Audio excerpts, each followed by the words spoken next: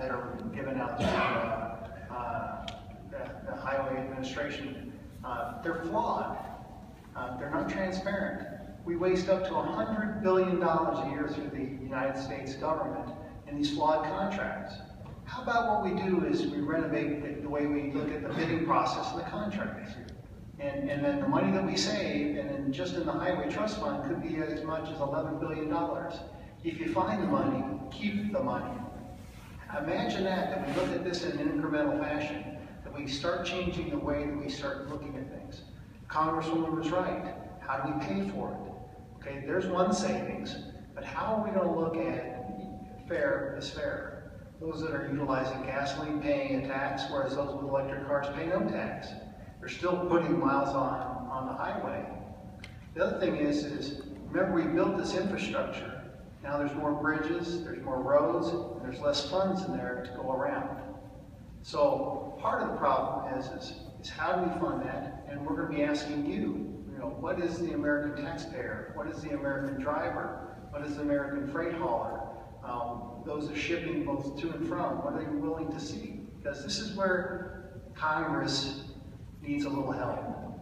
I will tell you, we need to hear the best and the brightest of ideas to get that taken care of and done. But that makes an economy work, is when you have good roads and good bridges. But it's expensive. Last but not least, last time I looked, Washington, D.C. doesn't know what's right for Pinal County. That's where the states, the 10th Amendment needs to come in. Where money should be granted a little bit more flexibility to the states so they can make that decision at the state level. Some of these big projects, like what Ann was talking about, I-11, yeah, that supersedes that aspect. The same thing with the Santa Cruz Wash. Those are something that are a federal jurisdiction that have to be specially priced and especially brought through Congress. But there's a way to do that. So this is a very, very important aspect. And one of the things I find that we have in common is that we are constantly the voice for rural America. And we need to remind our colleagues constantly that what works in suburban and urban areas doesn't work in rural areas. And I'll just give you an example. One of the ideas for funding the Highway Trust Fund is a tax on miles driven. But we know in rural areas, it really disproportionately means we pay more of that. And so we've got to keep an eye on these ideas, and again, as we said, love to hear what your thoughts are on that. I will just add one little thing. We're very aware of the great state of Maricopa, right? Well, you know what? We make the great state of Maricopa. We're open and ready for business. And so Maricopa needs to understand that they don't exist without us. Water and energy, is that what you're referring to? Everything's eatery. All right. I'm going to follow up, Congressman, with something you touched on, but a little bit more elaboration here for everyone, and that is, there's a law that was passed roughly 1938, I believe, called Davis-Bacon. And there's been some research by various think tanks that suggest, or have established actually, last numbers I saw was, I think in 2012, about $10 to $11 billion a year essentially wasted or unnecessarily increased cost. Up to 20% of every federal dollar spent on infrastructure on a Davis-Bacon project is deemed unnecessary. What's the status of that law, and what efforts have you done, if any, on that? Well, you highlight exactly that, is that all federal contracts under Davis-Bacon are 20% higher for the same job. Now, I've gone at this to repeal Davis-Bacon, and it's not going to go away right away. So that's why I said, how about reform it? So in our office, we actually studied the problem. And Davis-Bacon calculations are internally done by the Department of Labor and Wages. What they found will astonish you, and most of you are sitting down. They found that most of the contracts actually given were 100% fraudulent in some capacity. How many are business owners here that could run under 100% fraudulent? It doesn't work. That means, let's give you an example. If you were to save that 20%, that means you get 5 miles of road for the price of 4. So that's where I alluded that I'm one of the champions in trying to reform this. And we got some problems with some of our folks, both Republican and Democrats, in the Upper Rust Belt. I'm very dependent upon their union labor agreements there. So what we've come around to is that How about we take the calculations for Davis-Bacon from the Department of Wages and Labor and move it to the Bureau of Statistics, which is very accurate, does the same language. You could say, like Tom was saying, just from reporting right now, and this is exempt of the Department of Defense because it has never been audited. You would save at least $10 to $11 billion. With the Department of Defense, it could exceed $100 billion. So why don't we do it in a stair-step manner that if you find it, you keep it? So that puts a priority on those infrastructure projects. It gives Ann and myself and those other legislators more authorizations to say we have more startups or more money to put into the queue. I think that works. But we've been one of the stalwart people in reforming Davis-Bacon. No one likes fraud, abuse, and waste. I favor the Davis-Bacon when it's used right and in a fair way. The Congressman is exactly right. Now I hear from the other side that contractors agree that they're going to pay Davis-Bacon and then they don't, and they're not audited. So that's just wrong. So there definitely has to be some reform and some oversight into the Davis-Bacon Act. Good. I'm going to switch topics to agriculture. Obviously, agriculture is fundamentally important in Arizona and rural Arizona and Pinal County. Now you're on the Agricultural Committee, so we'll start with you, Congresswoman. What are your thoughts on Congress this year as it relates to the Farm Bill, as it relates to agricultural policy in general? Well, we are going to be looking at the Farm Bill, and that's going to be a big piece of it. We also are looking at child nutrition. So those are going to be the two areas that we're going to be focused on this year. And of course, in this area, farming is very much a part of the economy. And we rely on it, and we have vendors who supply our farmers, and so it's a big thing for Arizona. What really surprised me after I was appointed to the committee is Arizona has not had anybody on the Agriculture Committee since 1952. That was before you were born, Paul. I was just a toddler. But it being such a huge economic sector for Arizona, it was surprising to me that that was the case. So I look very much forward to working with our farmers and seeing what we can do better. Very good. Congressman, your thoughts on agriculture. You have, of course, not just portions of Pinal County, but Yuma County, a major agricultural producer for the state of Arizona and the nation, especially this time of year. What are you looking forward to this year regarding agriculture? Well, we actually got a farm bill passed last year, which is great, at least a starting point, but we need lots of reforms. And part of those reforms is that if you can't eat, you can't work. And you're not much good to this building of this country. So I think it's very, very important. It's also important to highlight the importance of Arizona, as Tom said. Right now I remind most of my legislative friends back in DC that if you're having a salad, there's about a 99% chance it came from Yuma. That's how much we are in demand around this country. What does it mean? It means timely, efficient water, nutrients, and fertilizing, and also having a workforce that we can actually harvest it. Folks, we're going to have to address the guest worker program and looking at reliable and flexibility within a guest worker program. What we've done in our office is, and to give you a little background, I'm half French Basque. I might not look it, but I can bite pretty hard. My grandfather had a sheep and cattle ranch, and when the Bracera program went away, so did his sheep ranch. So what we decided to do is, how about listening to America? So what we try to do with our agricultural folks, our hospitality, and our construction folks, is build legislation from the bottom up instead of the top down. You see what doesn't work. You see what does work. And it's been a long process, but we're going to have a big say in the guest worker program. It's flexible, that allows for timely entrance and exit, and that you built it, not Washington, you built it. So I think that's going to be a key component of what's coming up here in the future discussions. Good. Moving forward now to one of the major issues that leadership has talked about for this Congress, tax reform. We'll start with you, Congressman Gosar, since you're with the majority in the House. What are you hearing with respect to tax reform proposals? I think everyone here knows how messy and complicated the current tax code is. It's Even CPAs are throwing their hands up saying this is a mess.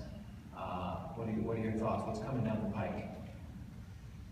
We need tax reform. It needs to be simpler, it needs to be flatter, it needs to be fair to the individual, just like to a corporate entity. When you look at the dynamics, I think everybody agrees that we need to lower the rates in corporate America. But no one agrees about lowering the rates and making it fairer to the individual.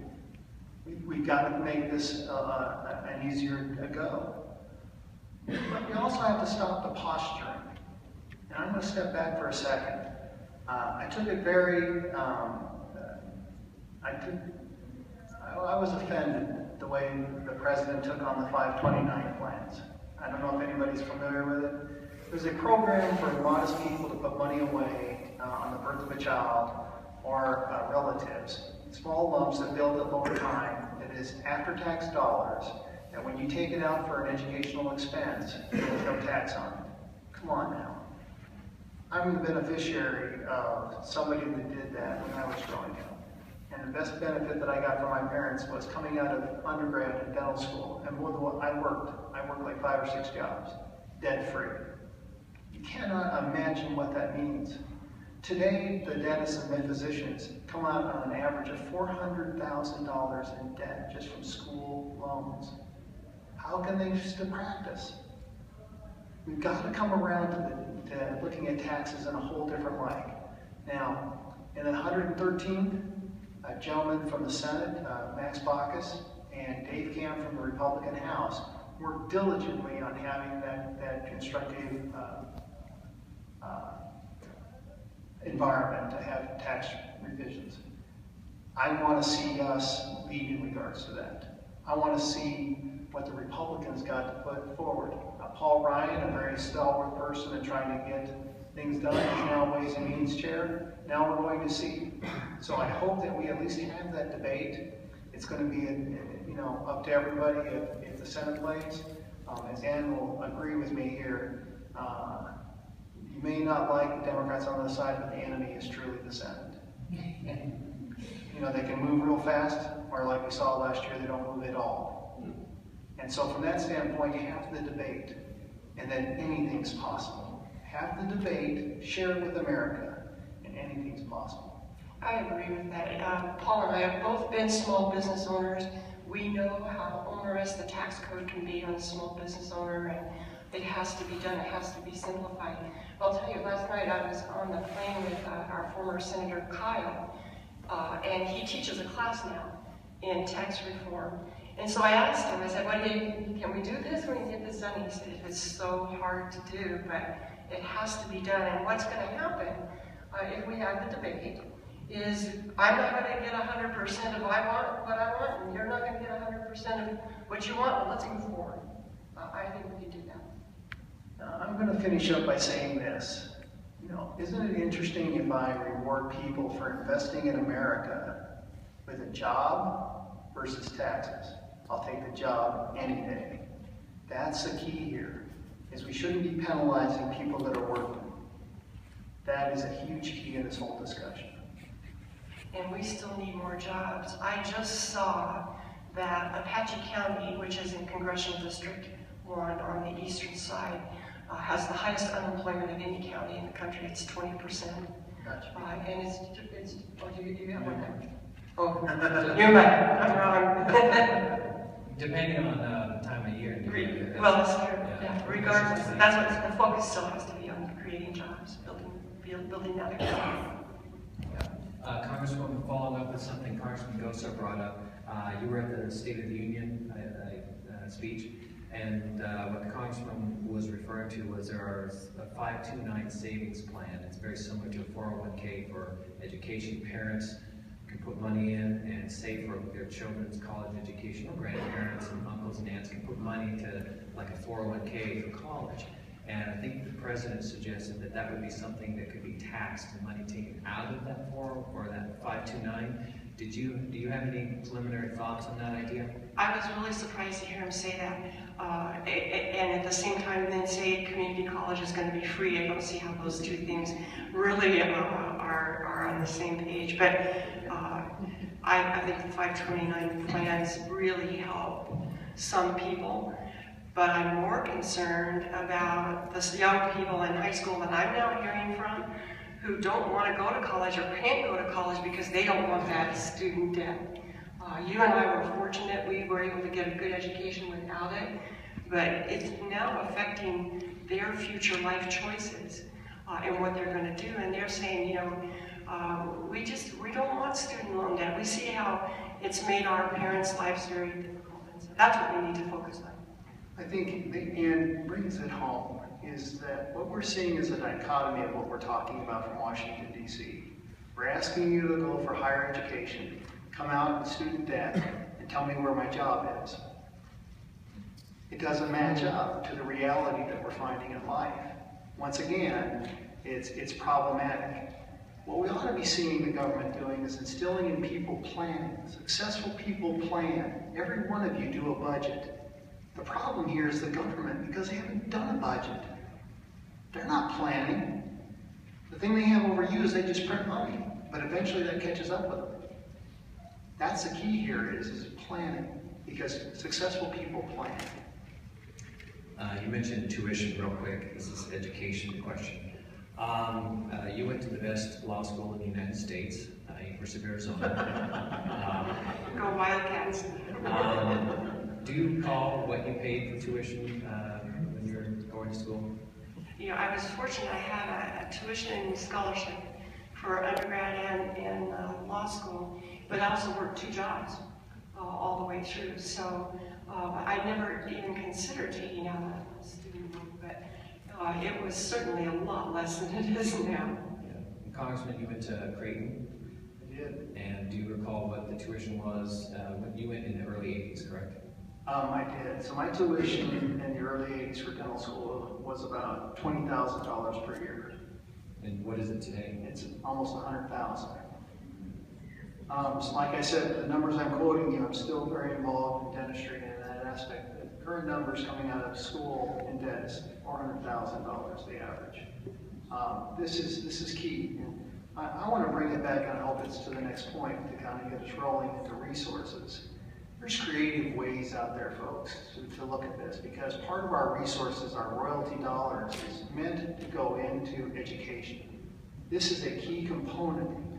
Think of it what Ann was talking about, Four Friday Initiative. Like everybody here ought to know what it's all about. We've let our force go out of kilter and not thinned accordingly. And so when we have these catastrophic fires, they burn so hot that they cause all these hundreds of millions of dollars that we're putting out to put out the fires, instead of reaping the benefits and having a healthy fire, resistant forest. Putting people back to work, looking at copper, all these royalties should go to those prospects. I'll give you an example. One of the things I benefited from is I'm originally from Western Wyoming. And so Wyoming had a problem trying to look for physicians and dentists to come back home.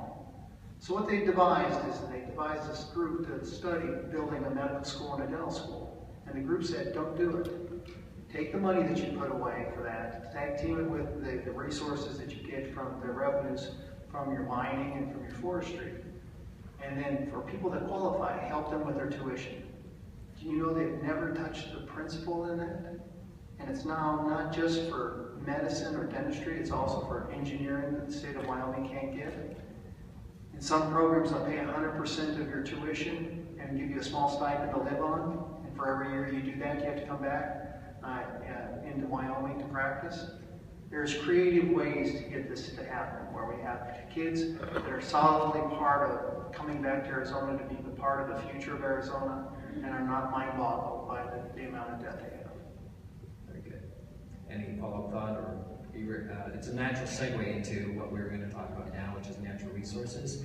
One of the bigger issues in Congress